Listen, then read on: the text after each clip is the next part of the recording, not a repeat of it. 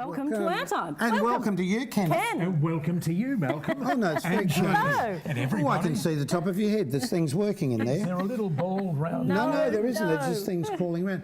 Look, today, you're talking, as if you don't know this, who are you talking to on the program? I'm talking organic wines and biodynamic wines with Troy Kalleske.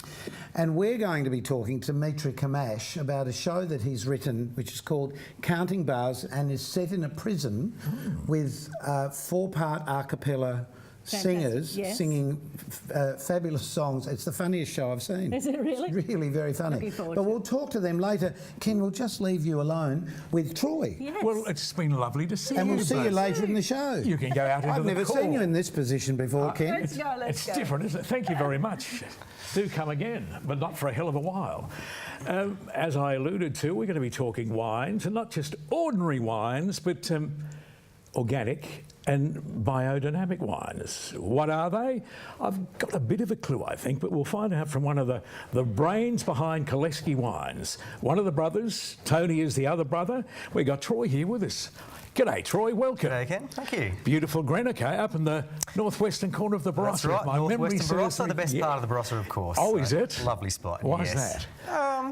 I guess because I'm from there. But, no, look, it's slightly, a higher elevation, a nice, cool spot for growing good quality grapes and just great red-brown earth. So just lovely, flavoursome grapes coming from Greenock. Kalleske Wines, for those that are not familiar with the company, you've been around for almost 160 years as grape growers. As grape growers, yeah. So the winery itself is relatively new. So we first made wine in 2002, but we've been grape growers for a long, long time. So our family had our property since 1853, so 6 generations on the same property. But for most of the past 160 odd years, been grape growers only, not winemakers. And it was 2002 that I'm the first winemaker in the family. So together with my brother Tony, we started making our own Kalleske wine from our Kalleske family grapes. Now Kalleske, a European name, originally the great grandparents. Yeah, that's right. Yeah, so 1838 was when the Kalleske family came out from Prussia. Now Prussia doesn't exist anymore as a country. It's now present-day Poland, right on the German border, where our family came from. So, they were the very first on the very first ship of the Lutheran migrants that came out, at that time. And you would have been disinherited if you would have moved out from the family winery, no doubt. Well, I guess we never really quite know, do we? No, so, you weren't going to put it to the test either. No, that's right. But look, I guess it's really satisfying for the family because, for the past 160 years, being grape growers and farmers, other produce as well, to actually make our own wine now and actually have Kalleske on the label, not just selling the grapes to other wineries. So it's been really satisfying for mum and dad and my grandparents. One of them is still alive, so it's really good for them to, to see all their hard work and generations before them actually, go into our own Kalleske wine. Fantastic. You went off and obviously learned to be a winemaker. Was Tony a winemaker too, or? He's I guess originally a mechanic by trade and then been in HR recruitment and business and so forth. So look, he's learned. I guess he's not a qualified winemaker, but he's learned the game. I guess just working in the winery with me, but he essentially looks after our sales and marketing, and then I look after winery and production. All right. So what you're saying is you're the brains of the outfit? Of course. Oh, good. He's not here to defend himself, so yes. So have you always been on the organic and biodynamic side of? Since we started the winery in 2002 we have, but I guess my parents, especially my father, John, he was the big driver of getting the property certified organic and biodynamic. He just thought it was a good sustainable way to produce grapes, environmentally friendly and also producing good quality grapes as well. So the property's been certified since 1998. So as the vineyard and farm, and then since 2002 when we made wine, it was logical to get it certified as organic as well. Is it labour intensive? More so than using chemicals? Organic viticulture is a little bit more labour intensive than using chemicals. There's a bit more specialised equipment involved and there is a bit more manual labour. But other than that, you're saving a lot of money on chemical usage. So overall, it doesn't actually cost any more financially to produce grapes and wine organically, and I guess that's our own experience. and also numerous studies from Australia, New Zealand, California have shown the same thing. So yeah, a little bit more time and labour, but you save money on the chemical side of things. So, but you can combat any problems naturally, can you? Yeah, absolutely. So I guess one of the key things with organics is to get your healthier soil in good order. So if you've got really good healthy soil with good earthworms, bacteria and fungi and so forth, then you've got a good healthy living soil. It means your vines are going to be nice and healthy and robust, and they're more resilient to disease and weather pressures. And there's also different natural organic sprays that we can use as well. Yeah, we've got a beautiful picture here, and I say beautiful because you've got a wonderful rainbow there and some sheep. Now that's the property, I Yeah, gather. that's the one picture from the property. So there's the sheep in the foreground and then the vineyard there. So we, as well as the vines, we also do organic lamb and beef on the property, and that's a picture of the winery. So yeah, the entire property is certified organic and biodynamic. So. And that there, the picture now is our compost, which is one of the real keys of organic biodynamic agriculture, because I was talking about the health of the soil a moment ago, and by having compost in the soil is what really feeds and drives that really good population of earthworms and so forth, and get that really healthy soil. And another key component is to have a cover crop. So up there is... Well, you're good at growing grass or whatever it is. Yeah, no, it's not just grass, Ken. It's a very important cover crop. Right, so there's a legume being beans in one row and a cereal, I think that's oats in the other row there. So what that gets, it's called a green manure cover crop. So that gets ploughed into the soil in late winter, early spring, and that just provides, again, feed for the earthworms and the microbes in the soil, organic matter, and then again it just adds to that health and vitality of the soil, which then goes into the vines. And mushrooms? Mushrooms, that's just a byproduct of organic viticulture. So it just shows you the health of the soil, because if you're using chemical sprays and so forth, you don't you kill off all that fungi on top of the soil, and mushroom being a fungi, I guess it just shows that the health of the soil, but them growing there. Yeah. Now this is what? Yeah, so that's cultivation. So that's a cultivated soil. So once the cover crop, we saw the green cover crop a moment ago, that gets chopped into the soil, and that all gets broken down as organic matter mulch into the soil. So a lot of conventional grape grower will just use herbicide and spray off the grass and so forth in the vineyard. So we cultivate it into the soil by mechanical means, and that's where there's a lot more labour involved by doing things like this as opposed to chemical sprays. But we just think it is better for the soil. And the next shot here. Misty morning, no doubt. It's a misty winter morning, yes, before pruning there, and you can see a lot of little spider webs on the vines hanging off the rows there. Lots of little micro. That's a good thing? That's a great thing. And numerous studies have shown that organic viticulture leads to a lot more spiders in the vineyard and neighbouring vegetation as well. And spiders are a brilliant thing because they eat some of the bad insects. So rather than using insecticides in the vineyard, by relying on the natural predators, that is one way, an extra thing of organic viticulture. And going back to the winery shot here now, and on the top of the winery there is some solar panels. So I guess we're not just organic and sustainable in the vineyard, we take that seriously into the winery as well. So we're totally self-sufficient in electricity for the winery. We're actually a net exporter of electricity, and we're also self-sufficient in rainwater as well. So you can see there's a water tank there. So we don't use any external water. We collect water from the winery shed as well as other sheds as well. You're into it, aren't you?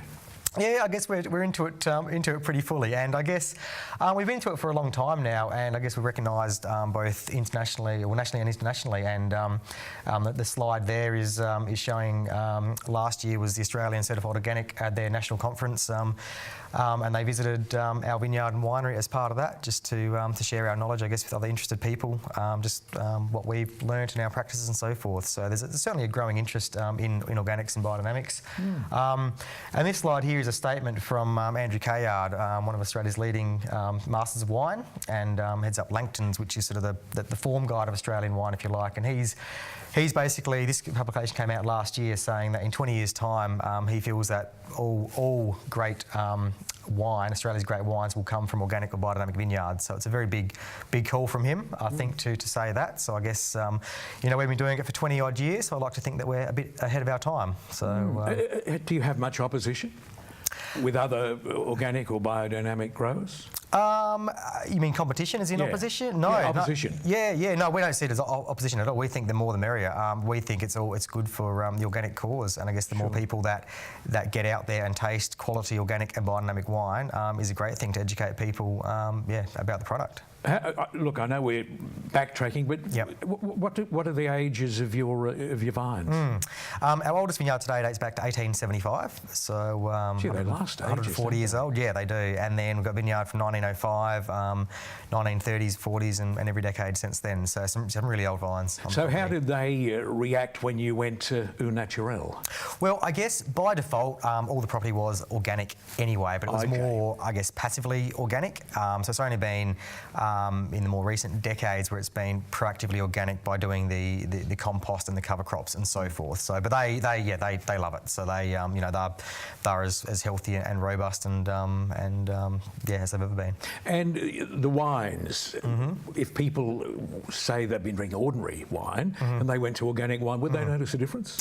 Well, it's interesting because a lot of people say they do. Now, we've got a lot of people that say they can't drink red wine or wine in general, and they have some of our wine and some more of our wine, and they actually say they feel really good. They don't wake up all with headaches and so forth. Yeah, that's right. And I think that there's numerous reasons for that, but I guess, the wines are chemical free, of course, being organic. There is some evidence to show that the organic wines are lower in amines, like histamines, which can sort of clog you up and block up your sinuses and so forth. But yeah, we've had a lot of people now over the years just comment on, I guess, how good they feel after having our wine. So there's a big wrap. Yeah, that's right. I guess importantly, they're also, I guess, good taste as well, and good quality. Fantastic. Been intriguing to talk with you, Troy. Thank you for that. And with Christmas not too far around the corner, keep an eye out for Kalleske wines, biodynamic and organic wines from Greenock in the beautiful Barossa Valley. Welcome back to Our Time. Yes. Hello again. Hello. Did you go again. somewhere? No. Thank you. I thought there was a song in there somewhere, but I There is just. a song in there, and we've got somebody who's collated a whole lot of songs that you would know into a show which is called Counting Bars, which, believe it or not, is about a whole lot of inmates in prison. Right. And we have the producer and creator of that show, Mitre Khammash, joining us now on Our Time. Welcome, Mitre. Yes. Hello, Mitre. Nice Thanks to for see having you. me. Now, the odd thing is talking to you in this situation is it's like talking to a member of your own family. Yes, because I've known Mitre since he was 7. yes, for a long time. How did you start off, Mitre? I guess I started off as a young boy trying to just start performing, I guess. Kind of grew up through, I guess, Mitre Good Talent School, doing all sorts of classes. Took a liking to acting more so than, I guess, dance. Also singing as well. And then now at the tail end of high school, obviously coming out of high school, kind of started exploring career options, exploring like the world of media arts and obviously theatre performance. And But first of all, at high school, was it Jonathan Bly, yes. Yep. He was a teacher of mine, and he started up an a cappella movement through high school that I kind of got involved in. And that grew into quite a big... Yeah, so we've it spawned a whole chorus, a whole community choir, if you'd like to call it. How many were in the choir? The largest the choir's been has been about, I think, between 25 to 28 guys. Ooh. See, I think people think of choirs as being old people, but these guys were fantastic. Well, you'd be in a choir, wouldn't you? I think... You have been in a choir. Yes, I know. There you go. But it wasn't for old people. Anyway. Mitre. Yes. 28 people in a choir, which I can imagine, that would be a wonderful sound. Yeah, Fantastic. It was interesting because we had majority young guys and they were coming through high school. So we were also offering SACE units. So as a year 12, you can go and do a unit and And it counted for you. Yeah, it counted for your certificate. But Jonathan was instrumental in getting a whole lot of these sorts of groups going, wasn't he?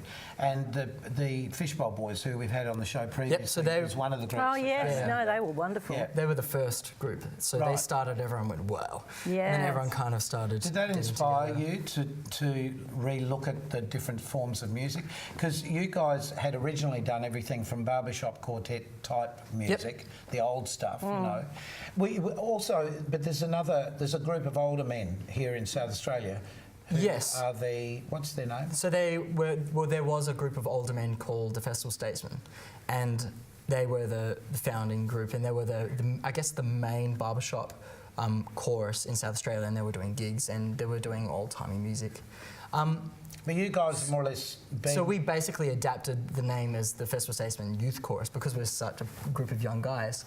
And it started off with 14 of us who started the chorus together, that we talked to each other and went, oh, we should probably adapt the name and keep the generation, keep it going. It's fantastic. It's great because a lot of those guys started when they were quite young too. It's quite sad though, because recently the Festival Statesmen actually, the senior chorus have actually disbanded.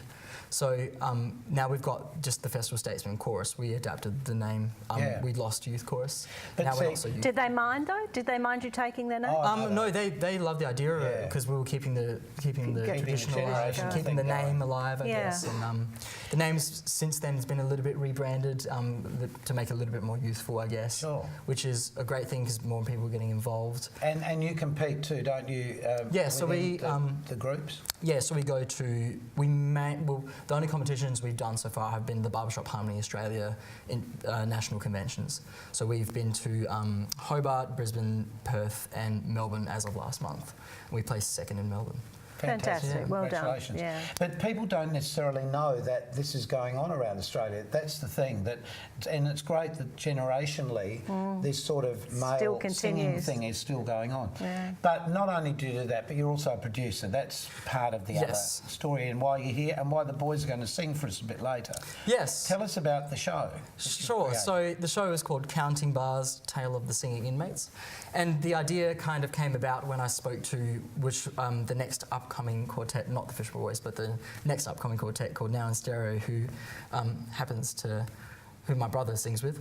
And I said to them that I had the idea of putting together a fringe show, which would be an a cappella musical. This is for the Adelaide Fringe that happens every year. Yep.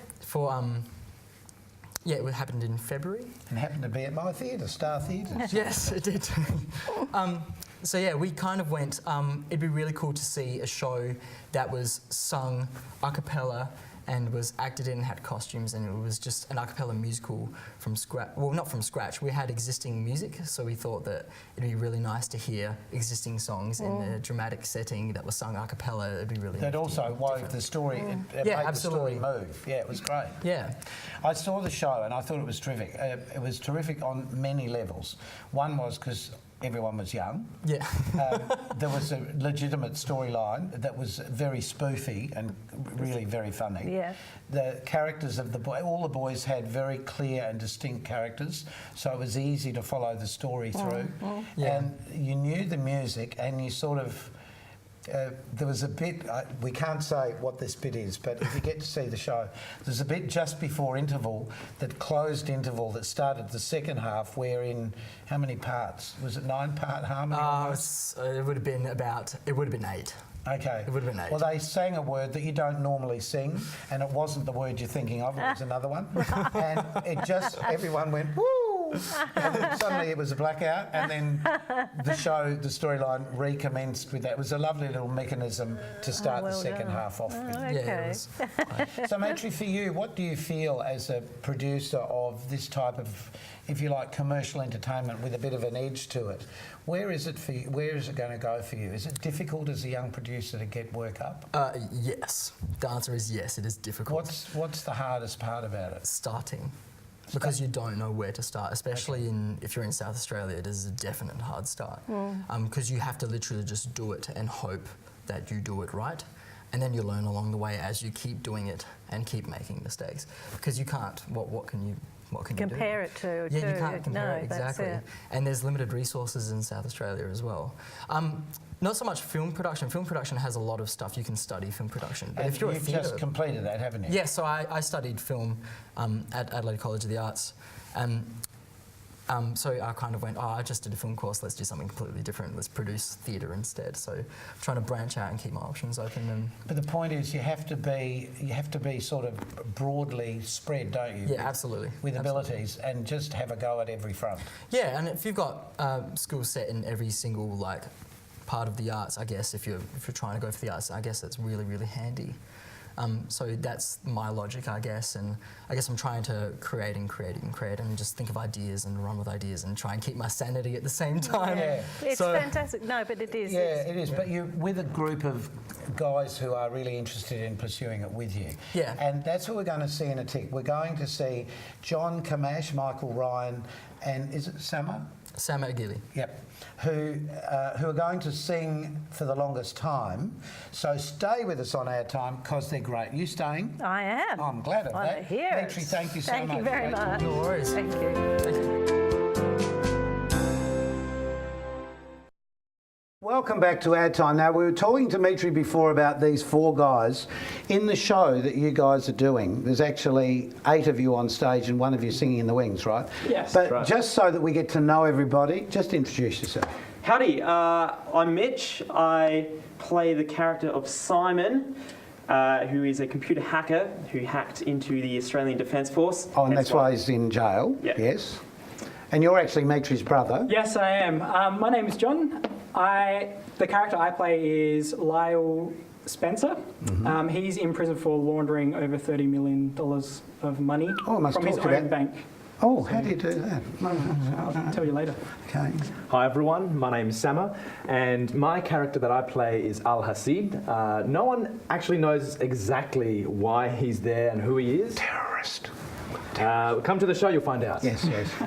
Not really, but you've got a lovely big bushy beard. Will you you. grow that in time? Maybe, if the parents and sister let me.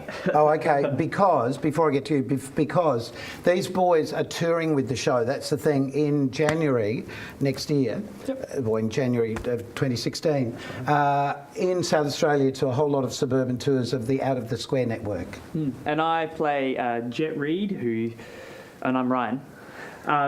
And yeah, Jet Reed's been, Fun. he's been in and out of prison several times for everything in the book, so Yeah. he's probably one of the most out there characters. Well, did you enjoy doing the show, working together with the group of guys? It was beautiful. I loved Yes, it. definitely. So good. What about the others that aren't here? Yeah. Yeah, say something nice about them. Well, they're coming back, so Yeah. tour. So you'd We think must have done something. Now, I must say, the boys aren't dressed like this in the show at all because you're wearing, Orange jumpsuits. yes, Yeah. We're inmates, don't forget. very fetching. Okay, the song you're doing for us now is a song in the show, and the show is about you guys coming together to be in a talent quest, right? Yep. And I won't tell you the outcome of that, but get out your, yep, go for it. And the song is? For the longest time.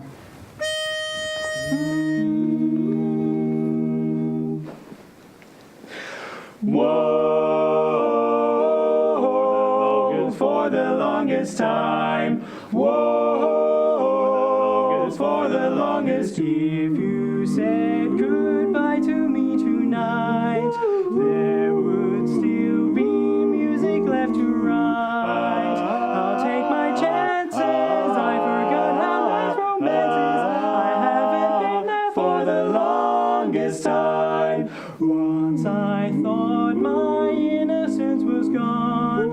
Now I know I'll be sorry when you're gone. I'll take my chances. I forgot how life's romances. I haven't been there for the longest time. Maybe I've been hoping too hard, but I've come this far, and I could be wrong. Maybe I've been hoping too hard, but I've gone this far, and it's more than I hoped for. Who knows how much further we'll go on?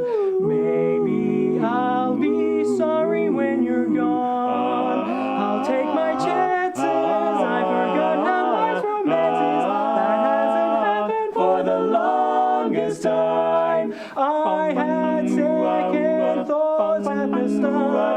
said to myself, hold on to your heart. Now I know, woman, that you are. You're wonderful so far, and it's more than I hoped for. I don't care what consequence it brings. I have been a fool for lesser things. I want you so bad. I think you ought to know that I intend to hold you for the longest time. Whoa, for the longest time. Whoa, for the longest time. Whoa, for the longest time. Whoa, for the longest time.